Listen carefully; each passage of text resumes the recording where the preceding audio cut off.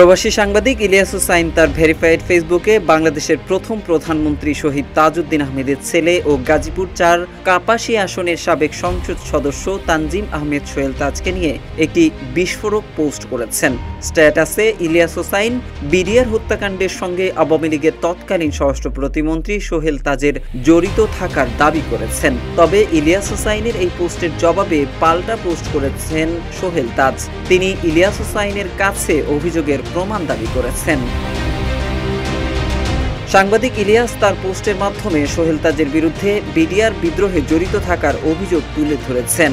ইলিয়াস হুসাইন লেখেন, সোহেল তাজ ২০০৯ সালের পিলখানা ট্র্যাজেডির সময় লন্ডনে অবস্থান করার যে দাবি করেছিলেন তা মিথ্যা। বরং তিনি ওই সময় গোপনে ঢাকায় থেকে পুরো ঘটনার পরিকল্পনায় অংশ নিয়েছিলেন। ইলিয়াস দাবি করেন, যদি সোহেল তাজের পাসপোর্ট পরীক্ষা করা হয় তাহলে ঢাকা থেকে কোনো আন্তর্জাতিক গন্তব্যে তার পৌঁছানোর তথ্য মিলবে না।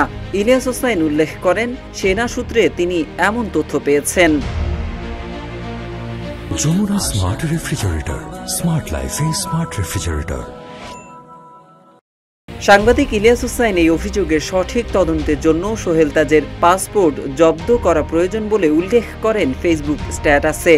অন্যথায় এই বিষয়ে দায় সংশ্লিষ্ট কর্তৃপক্ষকে নিতে হবে বলে সতর্ক করেন তিনি। এছাড়া ইলিয়াস পোস্টে দাবি করেন যে সোহেল তাজের বাবা বাংলাদেশের প্রথম প্রধানমন্ত্রী তাজউদ্দিন আহমেদ ভারতের গোয়েন্দা সংস্থা র এর পরীক্ষিত বন্ধু ছিলেন। এদিকে আমার চ্যালেঞ্জ প্রমাণ করো, না পারলে নাকে খত দিতে হবে লিখে একটি পোস্ট শেয়ার করেছেন সোহেল তাজ।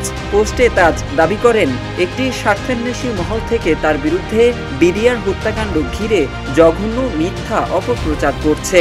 পোস্টে সোহেল তাজ যথাযথ প্রমাণসহ জবাব দেওয়া হবে উল্লেখ করেন এবং তখন তার বিরুদ্ধে যারা মিথ্যাচার করছে তাদের নাকে খত দিতে হবে উল্লেখ করেন তাজ।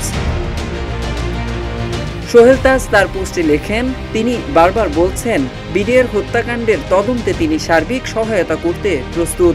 এরপর গত বছরের ৫ আগস্টের পর করা কয়েকটি ফেসবুক পোস্টের স্ক্রিনশট শেয়ার করেন সোহেল তাজ। মোহাম্মদ সাইফুল ইসলাম, ইত্তেফাক।